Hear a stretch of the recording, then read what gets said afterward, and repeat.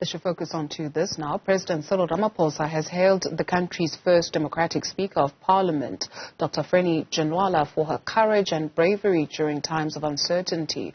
Ramaphosa says Ginwala always had solutions to difficult situations. He delivered the eulogy for her at a memorial service held in Johannesburg.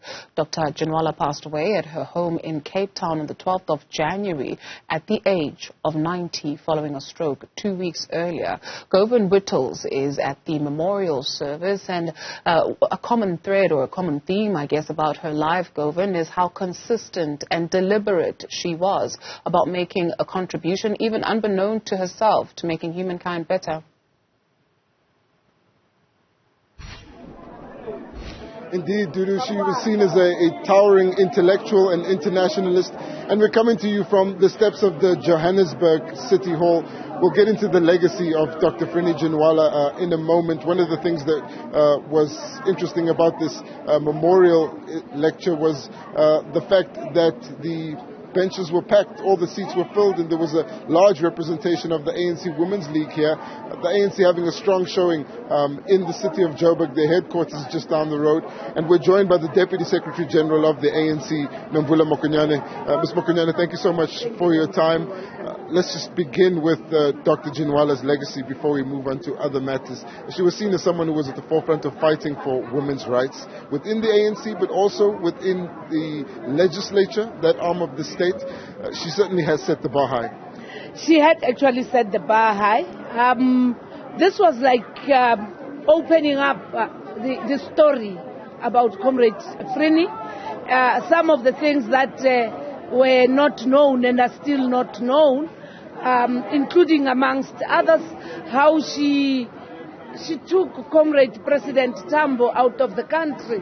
And Comrade Nosivi were here, Madam Speaker, referring to her as a travel agent. And President Ramaphosa saying this was the best travel agent by far. The second thing is about her assertiveness on issues of women, as well as on the issues of a non-racial society and a non-racial African National Congress. There is a lot that we will learn, and there is a lot also that we need to celebrate, that these are giants that have made it possible for many of us to be in leadership positions in government, in the organization, and in various community organizations because of her assertion around the rights of women. The second issue is about how Comrade Frene felt that it is quite important to trace our history. One of the very interesting things that came out here today was how she was able to get the original maps of our continent, Africa, and how she valued them.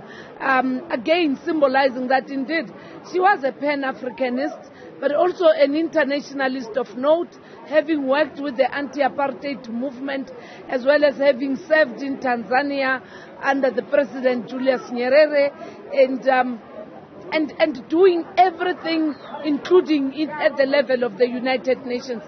What are the take-homes? The unity of the ANC, a non-racial African National Congress, a non-racial South Africa, and of importance, making sure that Parliament is also representative of women, including across political parties, because through the National Women's Coalition, she was able to mobilize women. And I think we are weaker as women across political parties, and we owe it to leaders like Comrade Frene that when a country is going through all these turmoils, load shedding, gender-based violence and femicide, we need a united voice of South African women across political parties. The unity of the ANC certainly will be tested. I'd like to come to this issue. The Democratic Alliance planning a march on your headquarters. In the past, the ANC has been known to defend its headquarters. How will the party react this time?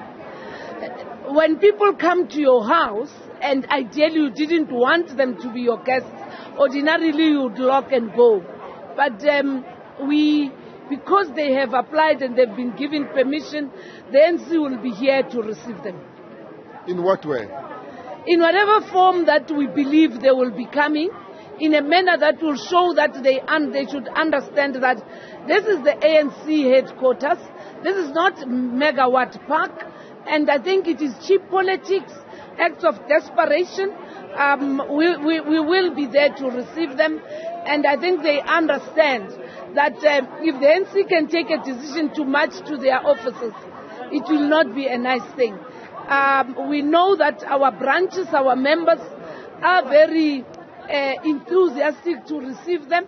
We know that the Youth League has met formally to say they'll come and receive them before they go to Megawatt Park. Instead, what the DA should have done is to rally behind the call that is made by civil society to say, let us be united and speak in one voice and find a common solution rather than to play cheap politics. But we're looking forward to receiving them. Thank you so much. The Deputy Secretary General of the ANC, Nomvula Mokonyane, speaking to us there.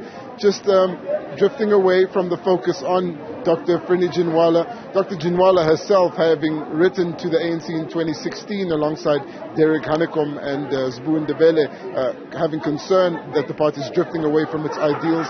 And let's reflect now on some of the commentary that was made by her nephew from the podium during this memorial about how Dr. Ginwala had thought of the ANC in the last few years and how she was optimistic about what he called green shoots of reform within society being led by the ANC.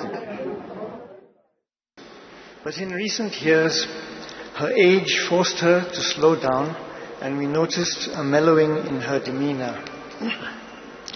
But she was fiercely unhappy and critical of the degeneration in the leadership of our movement, in the leadership of public as well as private sector entities, and of the destruction of institutions that were built through great sacrifice and hard work.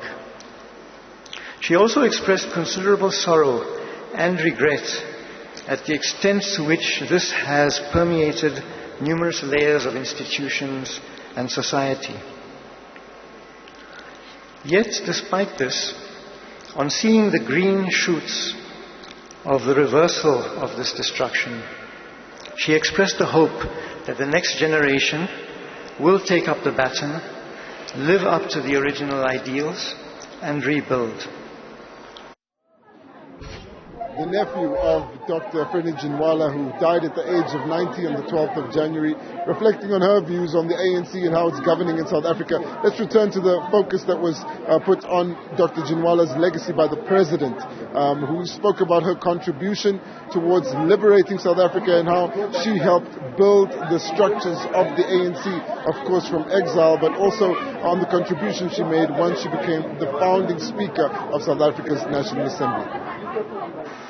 She can be counted among the ranks of those women who burnt their passes in Bloemfontein in 1913, and amongst the women who marched on the Union buildings in 1956.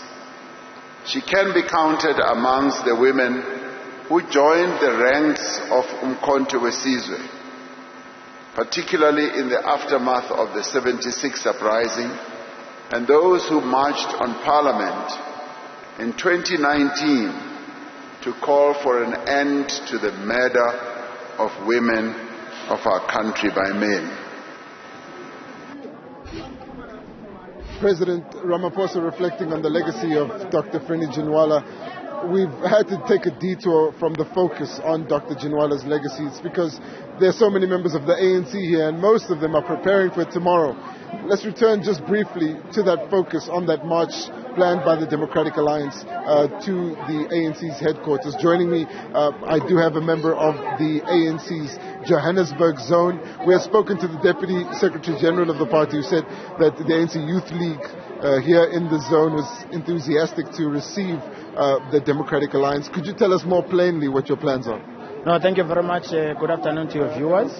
No, look, the DSG has spoken. The line of march has been given. In fact, we stay just 3 blocks away here. So our comrades are coming to camp. We are ready for them.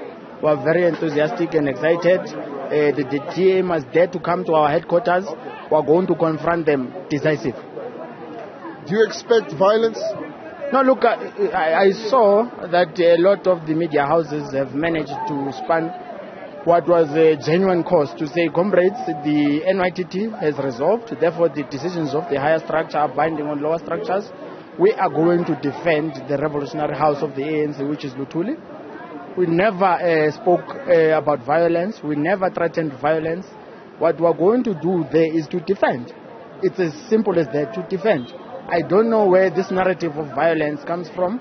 However, we're ready for that matriculant called John Stacey, because he realizes, in fact, that the ANC is the leader of society. Therefore, as the leader of society, they must come, whenever they face challenges, come and seek guidance from the ANC, come and deliver their grievances to the ANC. But what we're not going to allow is them to ridicule a revolutionary house like that of Luthuli.